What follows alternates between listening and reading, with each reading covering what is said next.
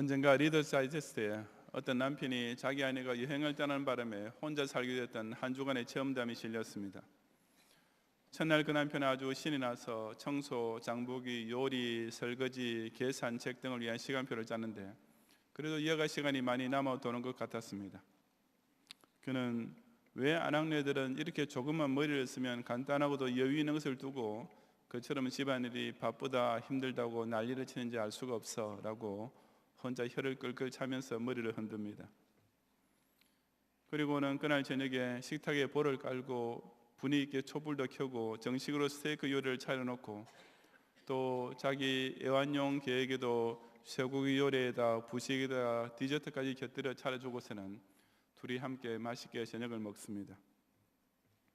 하지만 다음 날이 되면서 그 남편은 자기가 짜놓은 일과의 약간의 변동이 불가피하다고 생각하게 됩니다. 먹는 시간보다 준비하는 시간이 더 많이 걸리는 식사를 한다는 것은 비합리적인 식생활이라고 결론을 내리고 그저 소시지 하나 굽는 정도로 요리를 간소화합니다. 그는 아침에 오렌지 주스를 갈아 먹고 난 다음에 믹서기를 씻는 것이 매우 귀찮은 일이라는 것을 알게 되고 한 이틀분 정도를 한꺼번에 갈아두기로 작정합니다. 걔한테 매 끼니마다 세 접시씩이나 되는 정식을 차리는 것도 물론 포기합니다. 그런 날이 하루하루 더 지나가면 갈수록 그 남편은 집안일이라는 게 더욱 귀찮아집니다. 주스를 갈아서 마시는 것은 일찌감치 포기했고 대신에 병주스를 사다 마셔보았는데 그게 장바구니 속에서 얼마나 무거운지를 발견하고는 그것조차 포기합니다. 소시지를 프라이팬에 굽는 것도 귀찮아져서 그냥 수프를 데울 때 함께 삶아서 그것도 접시에 옮기지도 않고 그냥 냄비째 먹기로 했는데 그 삶은 소시지라는 것이 아침에는 그런 대로 먹을 만하지만 점심때에는 식욕을 뚝 떨어뜨리고 저녁때 가서는 구토증까지 유발할 수 있다는 사실을 발견하게 됩니다. 집안 청소도 물론 주말로 미뤄두었지만 끝내 아무도 하지 못하게 되고 이부자리 정도 역시 귀찮아져서 아침이 되면 몸만 담요에서 살짝 빠져나오고 저녁에는 또 그 구멍으로 쏙 끼어 들어가서 자게 됩니다. 그러다가 한 주일 다 될 쯤에는 삼시세끼를 다 아예 데울 필요 없는 인스턴트 식품으로만 때우게 되었고 걔한테도 그저 애완동물 가게에서 파는 맛없는 드라이 사료만 밥통에 부어주니까 그 녀석도 불만에 가득 차서 낑낑거리게 됩니다. 집안은 물론 구석구석 엉망진창이 되고 그 남편은 수염까지 덥수룩하게 자라면서 신경 또한 아주 날카롭게 되는 것입니다. 그러다가 아내가 돌아올 날이 하루 남게 되자 그 남편은 자기 생존을 위한 최후 수단으로 집 앞에 있는 레스토랑을 가서 자기 개와 함께 이것저것 마음껏 시켜서 배 터지게 먹고는 둘 다 호텔을 찾아갑니다. 그리고는 마침내 사람 살만한 곳으로 오게 되었다고 행복감을 만끽하면서 잠자리에 드는 것입니다. 아내가 집에 있을 때는 매일 같은 반찬만 해주고 집 청소도 제대로 하지 않는 것처럼만 남편 눈에 보이지만 그 아내가 없어지고 나니까 그 아내가 차려주는 밥상에 얼마나 손이 많이 가는 것들인지 그 아내가 정돈해주는 집안에 얼마나 자기에게 편안한 생활 환경을 제공해 주는 것인지를 톡톡히 깨닫게 되었던 것입니다. 우리는 이처럼 자기 주변에서 특히 자기와 가까운 사람을 통해 항상 누리는 것이 얼마나 좋고 행복한 것인 줄을 그것을 잃어버리게 될 때에 가서야 깨닫게 되는 경우가 참으로 많이 있습니다. 유다 백성이 나라를 잃게 되었을 때 그들은 여러 면에 걸쳐 바로 그런 심정을 똑같이 맛보게 되었습니다. 그들은 자기네 조국에 있을 때 매일 누리고 살던 일상들이 그 얼마나 좋고 행복한 것인지를 그제야 뼈저리게 실감하게 되었던 것입니다. 이 역대기의 서두에 나오는 옛 이스라엘 선조의 족보는 바로 그런 심정이 배경에 깔려있는 가운데 기록된 것입니다.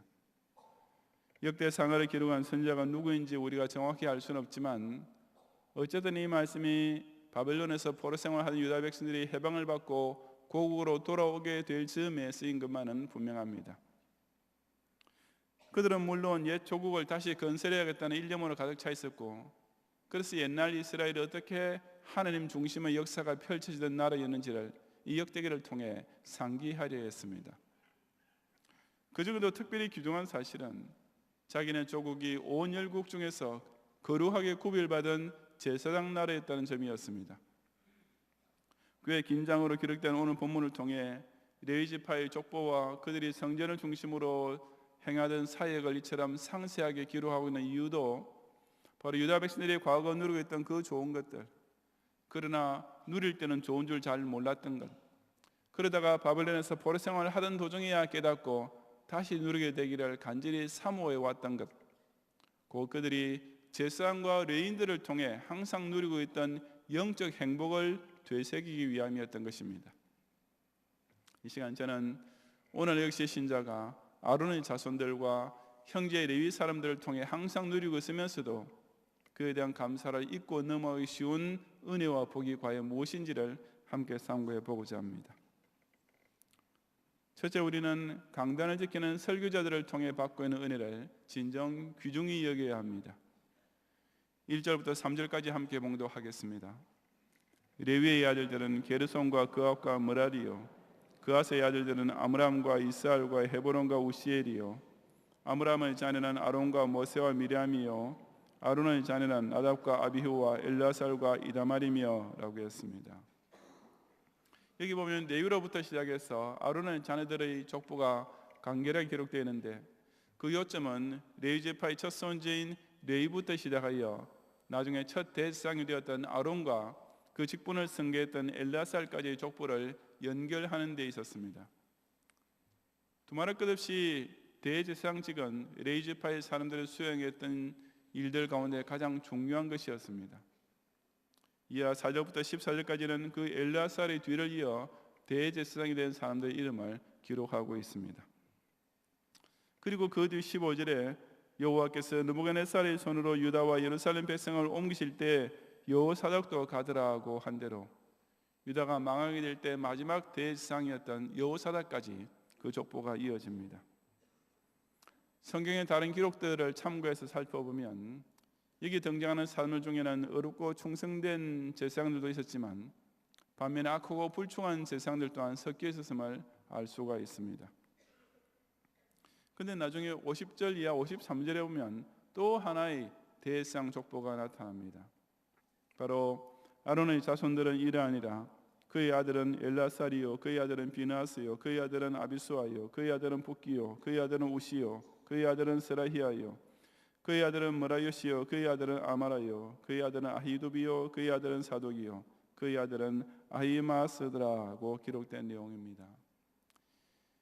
여기 나오는 제사장의 이름들은 앞서 나왔던 3절 이에 기록된 제사장의 족보에 이미 등장했던 것들입니다. 그런데 그 중에서도 3절에서 8절까지 기록된 이름들, 즉 아론부터 다윗 시대의 제사장이었던 아히마스까지 12명의 제사장들만 특별히 다시 한번 언급하고 있는 것입니다. 왜 이 역대상을 기록한 저자는 똑같은 이름들을 한 장에서 2번 반복했겠습니까? 그것은 그 많은 제사장들 가운데서도 그 직분을 제대로 수행했던 모범적인 시대를 더욱 강조하기 위해서였습니다. 제사장 계급에서 많은 타락이 일어나기 시작했던 분열 왕국 이후와 구별되는 시절, 즉 첫 대제사장 아론으로부터 이스라엘의 영적 전성기였던 다윗 시대에 이르기까지 그 신앙의 순수성이 보존되었던 시절의 제사장들만 여기서 따로 한 번 더 언급한 것입니다. 아까 3절에서는 아론의 아들로서 제사장이 됐던 4명의 이름들을 다 기록했지만 여기서는 그 중에서도 제사장의 정통성을 이어갔던 엘라살 한 사람만 기록하고 있는 것도 같은 이유 때문입니다. 간단히 말해서 제사장이라고 다 같은 제사장은 결코 아니었던 것입니다. 그처럼 일부러 부분적으로 그렇게 제사장돈 제사장들만 언급할 때마다 절로 상기되는 가장 인상 깊은 한 장면이 있었습니다. 바로 49절에 아론과 그의 자손들은 번제단과 향단 위에 분향하며 제사를 드리며 지성소의 모든 일을 하여 하나님의 종 모세의 모든 명령대로 이스라엘을 위하여 속죄하니라고 묘사하고 있는 내용입니다. 제사장들이 성소와 성전에서 백성을 위해 제사를 드리던 장면은 모든 이스라엘 백성에게는 아주 익숙한 너무나 일상적인 모습이었습니다. 하지만 나라가 망하고 성전이 무너지고 제사장들이 집리하던 제사가 중단된 이후에 이제 와서 돌이켜볼 때 그들이 과거 제사장들을 통해 누렸던 그 흔하게만 보였던 예배 생활이 결코 평범한 일이 아니었음을 뼈저리게 느끼게 되었습니다. 그 제사장들이 성전에서 제사를 인도함으로써 하나님께서 이루시는 속죄의 은총을 누리고 축복을 받게 된다는 사실은 실로 유다 백성이 누렸던 최대의 은혜였으며 역대상에 전해한 바로 그 점을 이 특별한 제사장들의 족보를 통해 상기시켜 주고 있는 것입니다. 마찬가지로 우리는 지난 45년 동안 이 경양교회 각종 예배 시간을 통해 한 주일도 빠짐없이 누린 은혜가 그 얼마나 귀중한 것인지를 결코 잊지 말아야 합니다. 여러분께서는 세우신 주의 사제들을 통해 우리 영혼을 십자가 대속의 보혈로 충만하게 적주신 그 은혜의 시간들을 기억하고 계십니까? 그 말씀을 생활에서 체험함으로써 얻게 된 물질의 열매로 주일마다 하나님께 온전히 상달되는 거룩한 제물을 바칠 수 있다는 자체가 우리에게 얼마나 큰 복인지를 깨닫고 계십니까? 나 같은 죄인이 거룩한 지성소까지 들어와서 바로 그 말씀을 통해 살아계신 거룩하신 하나님과 직접 교통할 수 있다는 사실이 얼마나 놀라운 특권인지를 뜨겁게 감사하고 계십니까? 아무 제사장이나 흔히 할 수 있는 일은 아닙니다. 일주일 내내 그 말씀을 묵상하며 기도하고 스스로 먼저 체험하는 가운데 설교를 준비하는 목사님, 강론사님들이 이 경양형 강단에 주일 낮, 주일 밤, 수요일 밤마다 세워진 까닭에 여러분이 누리게 된 복입니다. 아무 교회에서나 이처럼 신령과 진정이 충만한 예배를 드릴 수 있는 것도 결코 아닙니다. 예배의 한 시간을 온전하고 경건하게 인도하기 위해 참으로 목숨 내건 사람처럼 두려운 마음과 신실한 자세로 강단에 올라가는 말씀의 사제들이 있었던 까닭에 여러분이 이 자리에 모일 때마다 나누게 된 은혜인 것입니다. 제게 개인적으로 선배이시고 타교단 총회장이신 한 목사님께서 작년 수요일 우리 교회 밤예배 시간에 사전 연락도 없이 참석하셨습니다. 다음 날 전화를 해주셨을 때야 저는 그 사실을 알게 되었는데 그때 그 목사님께서 어젯밤 경양교회 부목사님 설교가 정말 은혜로웠다고 크게 칭찬을 해주셨습니다. 저는 그 목사님께 진심으로 감사를 드리면서도 속으로는 사실이기는 하지만 그 정도는 우리 교회 모든 부목사님들의 평균 실력인데 라고 생각했습니다. 하지만 물론 저로서는 정말 기쁘고 뿌듯한 일이었습니다. 평소에 저는 우리 경영교회 강단이 주일 밤예배나 수요일 밤예배에서도 웬만한 다른 대형교회보다 훨씬 더 은혜롭다고 자부하고 있었는데 그것이 결코 저 혼자만의 착각이 아니었음을 확인할 수 있었기 때문입니다. 그러니까 저부터도 우리 교회 모든 예배 시간에 선포되는 설교 말씀을 결코 범상하게 듣지 않습니다. 아무리 담임 목사라 해도 제가 회중석에 앉아서 예배를 드리는 시간은 저 역시 하나님께서 그 시간 그 강단에 서신 사제를 통해 하나님 말씀을 청종하는 때이기 때문입니다. 여러분 역시 당연히 그래야 하지 않겠습니까? 매주일 듣는 설교라고 가볍게 여기면 절대로 안 됩니다. 매일 삼시세끼의 밥상을 받게 될 때마다 감사를 잊지 말아야 하는 것과 마찬가지로 당신 앞에 나오는 성도에게 하나님께서 그 사제를 통해 어김없이 베풀으시는 말씀의 양식을 그때그때 항상 감사드리는 마음으로 받아 먹어야 하는 것입니다. 이 교회 강단을 통해 신실한 설교자들이 우리에게 바른 말씀을 선포해 주겠다는 사실이 그 얼마나 큰 복인지를 깨닫고 더욱 주일뿐 아니라 주중의 예배까지 사모하여 모이기를 힘쓰는 성도들이 되시기를 바랍니다. 둘째로 우리는 교회를 섬기는 봉사자들을 통해 나누고 있는 복을 항상 감사해야 합니다. 16절을 함께 봉독하겠습니다. 레위의 아들들은 게르손과 그앗과 므라리이며 아멘. 이하 30절까지는 레위의 자손으로서 제사장 아닌 다른 직무에 종사하는 사람들의 계보가 등장합니다. 이들은 제사를 제외한 기타 성전 일을 맡았던 자들로서 레위의 세 아들, 즉 게르손과 그앗과 므라리의 가계로 각각 구분되어 있습니다. 아시다시피 레위 지파 중에서 게르손 자손은 성막의 기구를 관리했고 그앗 자손은 성막의 줄과 천을 관리했으며 므라리 자손은 성막의 기둥과 늘 등을 책임지고 있었습니다. 이어지는 31절 이하 33절에 언약궤가 평안을 얻을 때 다윗이 여호와의 성전에서 찬송하는 직분을 맡긴 자들은 아래와 같았더라. 솔로몬이 예루살렘에서 여호와의 성전을 세울 때까지 그들이 회막 앞에서 찬송한 일을 행하되 그 계율대로 직무를 행하였더라. 직무를 행하는 자와 그의 아들들은 이러하니 그앗의 자손 중에 헤만한 찬송하는 자라. 그는 요엘의 아들이요 요엘은 사무엘의 아들이요 라고 했습니다. 이하 48절까지 내용은 그 레위 지파 중에서 나중에 다윗 시대에 와서 성전에서 찬양하는 직분을 맡게 된 사람들의 족보입니다. 즉 레위인이 성전에서 봉사하는 일의 종목이 더욱 세분화되고 확대되었는데 그 대표적인 것이 곧 찬송하는 직분, 즉 찬양대였습니다. 그것은 그 계율대로 직무를 행하는 즉 체계적인 윤번 조직을 갖춘 것이었으며 찬송하는 자, 즉 임명된 찬양대 대장이 통솔하는 절도 있는 조직이기도 했습니다. 그리고 그 첫 찬양대 대장이 되었던 해만을 특별히 언급하면서 그의 족보를 위로 거슬러 올라가 보면 레위 그리고 이스라엘, 즉 야곱에까지 이른다고 38절에 기록했습니다.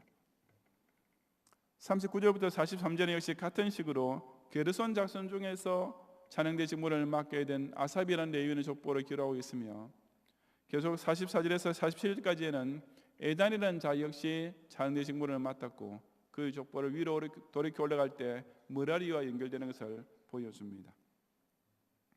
이상의 세 명은 각각 시편 50편, 88편, 89편을 지은 사람으로 성경에 나타나는 것을 볼 때 이들이 그 맡은 찬양의 직분을 얼마나 충성스럽고도 영감 넘치게 감당했는지를 충분히 짐작할 수 있습니다.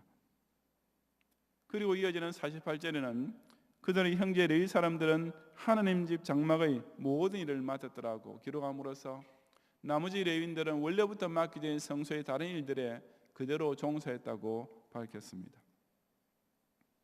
포로 귀환 후 이제 조국을 새로이 건설하고자 하는 유다 백성들은 제사장제로 물러가니거니와 그들을 도와 성전의 다른 일들을 맡았던 레위인들 역시 다시 조직해야 할 필요를 절실히 느끼고 있었을 것입니다. 옛날 다윗과 솔로몬 시대에 성소와 성전을 항상 빈틈없이 깨끗하고 아름답게 정돈해 놓고 백성을 맞이했던 레위인의 모습, 예배 시간마다 은혜로운 찬양으로 감동을 끼쳤던 레위인의 모습이 그 바벨론 포로 시기를 지내는 동안 내내 그리웠기 때문이었습니다. 이 역대상의 저자는 바로 그 은혜로웠던 시기, 그 아름다운 광경이 다시 조국에 회복되기를 간절히 바라면서 본문의 족보를 기록했던 것입니다. 우리는 이 경영교회 안에서도 우리 교회처럼 은혜로운 제도를 만들기 위해 교육자들 외에도 많은 레위인들의 정성과 희생이 우리 눈에 잘 띄지 않는 곳에 가득 차 있는 것을 또한 기억해야 합니다. 주일 아침에 남보다 2시간 전에 나와서 찬양을 준비하는 찬양대원들 덕분에 우리는 이처럼 영감 넘치는 아름다운 찬양 은혜를 만끽하면서 예배를 드리고 있습니다. 주일 이른 아침에 어린아이들을 차에 태우고 데리고 오는 것부터 시작해서 주일 학교 시간뿐 아니라 주중에도 계속 기도하면서 주일의 성경 시간과 행사와 특별 활동들을 위해서 준비하고 있는 우리 주일학 교사들 덕분에 우리의 소중한 자녀들이 경건한 나시린으로 잘 자라나고 있습니다. 여러분이 주일마다 무심코 하는 의자나 걸어다니는 복도나 차를 드는 주차장 구석구석을 깨끗하게 준비해두기 위해서 우리 교회 미화 직원들이 주중에 얼마나 많은 수고를 하고 계시는지 모릅니다. 그 외에도 많은 레위인들이 계율을 따라 이 경향교회의 성막과 기구를 잘 관리하여 성도를 맞이하기 위해 이름도 없이 빛도 없이 그러나 오직 감사함으로 늘 봉사하고 계시는 까닭에 저와 여러분은 이 아름다운 아버지 집에서 거룩하고 복스러운 안식일을 매주 누리고 있는 것입니다. 저는 경영교회 다니다가 이사나 유학이나 해외 근무 등의 사정으로 인해 다른 교회 출석하게 된 성도들로부터 경영교회 예배가 참 그립습니다 라는 말을 정말 자주 듣습니다. 심지어 성규지 신학교 강의 때문에 딱 한 주일을 빠지게 된 교수님 중에도 이번 주일에 경영교회에서 예배를 드리지 못하게 돼서 정말 아쉽습니다 라고 말씀하시는 분도 있었습니다. 저는 솔직히 석기현 목사님을 설교를 듣지 못하게 해서 아쉽습니다 라는 말을 은근히 기대했지만 그렇게 말하는 교우는 한 명도 없었고 우리 경영의 성도들은 다들 그처럼 우리 교회 예배 순서 전체를 진심으로 소중히 여기고 있는 것입니다. 하지만 저는 사실 그런 심정 역시 똑같이 공감하고 있습니다. 저 자신부터도 비단 제가 강단에 서서 설교할 때만 아니라 다른 부목사님이나 강도사님께서 인도하시는 예배나 기도의 회중으로 함께하는 자리 역시 너무나 은혜롭습니다. 제가 그렇기 때문에 저는 우리 경영교회 성도들 또한 모두 다 그렇게 느끼고 계실 것이라고 확신합니다. 왜 그렇게 되었습니까? 왜 이 경영교회 예배와 모든 모임들이 그토록 목사와 교인들에게 공의, 은혜로운 것이 되었겠습니까? 그것은 곧 이 교회에 속한 모든 교육자들뿐 아니라 직분자들이 함께 충성을 다해 독려하고 있기 때문입니다. 아내가 차려주는 밥만 먹는 것보다는 때때로 자기도 식사 준비하는 것을 돕고 한 가지 반찬에도 같이 만들어 보면서 먹으면 훨씬 더 맛있는 음식이 될 뿐 아니라 더욱 행복이 넘치는 식탁이 되지 않습니까? 예배 역시 남이 다 준비해 놓은 것을 받아 먹기만 하는 것보다는 여러분 자신이 한 가지라도 예배를 위하여 준비한 것을 돕고 같이 봉사하면서 참석하게 되면 전혀 차원이 다른 훨씬 더 넘치는 기쁨과 은혜를 누릴 수가 있는 것입니다. 이처럼 말씀을 준비하는 목사뿐 아니라 그 외에도 하나님 집 장막의 모든 일을 맡은 직분자들이 이 제단이처럼 정성껏 섬기고 이 성전 구석구석을 자신의 땀과 눈물과 기도와 사랑으로 채우고 있는 가운데 우리는 이토록 은혜로운 교회 생활을 누리고 있습니다. 그래서 우리 원로 목사님의 멋진 표현 그대로 경양교회는 자기가 서서 섬길 자리가 없는 교회는 자기가 앉을 자리도 없는 교회가 된 것이 아니겠습니까? 이 교회를 중심으로 오늘도 성전의 직무를 기쁨과 감사로 섬기고 있는 이런 봉사자들의 희생으로 인해 우리가 모일 때마다 이처럼 큰 은혜를 나누고 있음을 기억하면서 각자 자신에게 맡겨진 직무를 위해 더욱 충성을 다하는 성도들이 되시기를 바랍니다. 성도 여러분, 이반 데니소비치의 하루라는 소설에 나오는 주인공 슈오프는 구소련 시절에 시베리아 강제노동 수용소에 살면서 한 끼에 200g씩 지급되는 검은 빵을 얼마나 맛있게 먹는지 모릅니다. 그럴 때마다 그는 옛날 배부르게 먹던 시절을 되새기면서 크게 후회합니다. 번철에 구운 감자를 몇 개씩, 야채를 듬뿍 썰어놓은 죽을 몇 그릇씩, 커다란 고깃덩어리도 닥치는 대로 삼키고 우유는 배가 터지도록 마시던 그 시절을 상기하면서 그는 음식은 그렇게 먹는 것이 결코 아니었다고 생각합니다. 한 조각의 검은 빵이라도 그 씹는 한순간 한순간을 음미하며 먹이면 그것이 입안에서 얼마나 향기로운지를 맛보면서 그는 옛날 풍성한 음식을 먹을 때에도 그 맛을 하나하나 음미하면서 먹었다면 좋았을 것을 하고 진심으로 후회하는 것입니다. 정말이지 사람은 자기가 지금 누리고 있는 것이 얼마나 행복한지를 그것이 누리고 있는 바로 그 순간 그 자리에서 깨달을 수 있어야 합니다.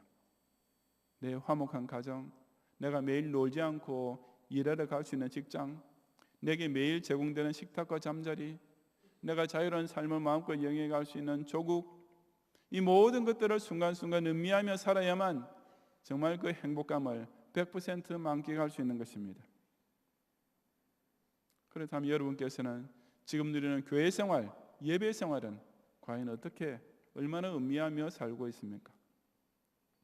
예배는 참석하기 귀찮은 것을 전사님이 강권하는 바람에 억지로 나와주는 것이고 설교도 매주일 그 소리가 그 소리라고 흘려듣고 있지는 않습니까? 교회 직분을 맡았으니까 할 수 없이 하는 것이고 헌금 생활도 다른 교인의 눈을 의식해 하면서 그저 장로 집사 권설에서의 체면을 세우기 위해 어쩔 수 없이 하고 있지는 않습니까? 절대로 그래서는 안 됩니다. 지금 쉽게 누리고 있으니 별것 아닌 것 같고 오히려 귀찮게까지 여겨질지도 모르지만 우리가 이런 것들을 자유롭게 누리지 못하게 되는 날이 온다면 그때는 정말 후회스러울 것입니다. 우리가 만약 북한이나 이슬람 국가나 제3세계 같은 극빈국에 살게 된다면 우리는 이 대한민국에서 누리고 있는 신앙생활, 자유롭게 누릴 때는 오히려 꽤나 어려운 일인 것처럼 여겼던 이 신앙생활이 실은 얼마나 크고도 특권적인 복이었는지를 정말 안타까운 마음으로 회상하게 될 것입니다. 그 은혜로운 예배 시간의 말씀을, 그 복스러운 교회 중심 생활의 맛을 구석구석 음미하지 못했던 날이 정말 바보 같았었다고 땅을 치며 후회하게 될 것입니다. 우리에게도 아론과 그의 자손들, 그들의 형제의 레위 사람들이야말로 복덩어리입니다. 우리는 지금 내가 출석하고 있는 교회, 지금 내가 앉아있는 예배 시간, 지금 내게 말씀으로 지도해주는 교육자, 지금 나에게 맡겨진 직분, 이 모든 것들이 정말 귀한 은혜인 것을 알아야 합니다. 교회 생활이 그 무엇도 결코 어떤 부담의 대상이 될 수 없으며 혹은 그것을 향함으로써 다른 진짜 복을 받게 되는 것도 결코 아니라 우리가 이 경양교회를 통해 신앙생활을 하고 있다는 그 자체가 이미 최고의 복인 줄을 꼭 깨달아야 하는 것입니다. 정해진 시간마다 성회로 모이는 것, 강단을 통해 하나님 말씀을 듣는 것, 교우들과 함께 선한 일을 위해 섬기는 것, 이런 것을 누리고 있는 순간순간이 실로 말로 다 할 수 없는 큰 은혜요 복인 줄을 기억하고 늘 감사함으로써 이 경양교회를 중심으로 진정 거룩한 백성이 되며 함께 제사장의 나라를 더욱 크게 이루어가는 성도들이 되시기를 주님의 이름으로 축원합니다.